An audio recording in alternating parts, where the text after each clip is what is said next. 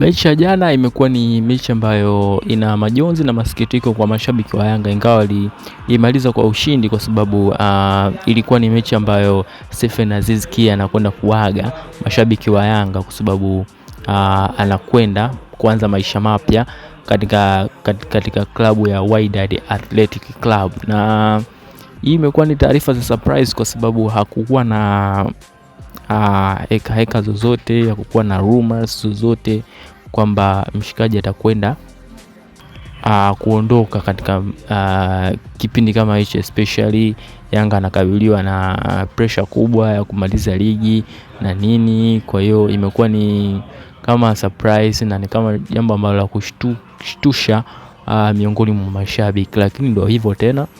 Mshikaji na zilizo sambaa zinasemekana kwamba anaweza kuingiza kiasi cha shilingi milioni 50 kwa mwezi katika mkataba wake ambao anakwenda kutumikia katika klabu ya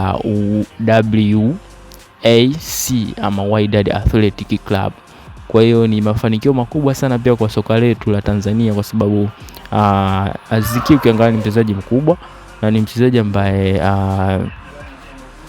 ana thamani na vilabu vingi vilikuwa vinamtaka, especially hata msimu ule uliopita kulikuwa na rumors kwamba anaweza kuondoka, lakini baadaye wakasema kwamba hawezi kuondoka tena. Ni vilabu kama Mamelodi Sundowns na pamoja na Kaizer Chiefs ya ile ya Nastadi Nabi ambao anaifundisha kwa sasa hivi, ilikuwa ni moja kati ya timu ambazo zilikuwa zinamuinda sana Stephen Aziz Ki, lakini hawakufanikiwa. So Wydad wanaonekana wameweka mzigo mrefu na hii issue ilikuwa undercover sana sababu hata waambea wa mtandaoni hatukuweza kuzinasa habari zake. Kwa hiyo all the best Stephen Aziz Ki, na mashabiki wa Yanga inabidi wamtakie kila la kheri kwa sababu amewasaidia vitu vingi na wamekuwa naye katika nyakati nzuri pamoja na mbaya, furaha pamoja na majonzi.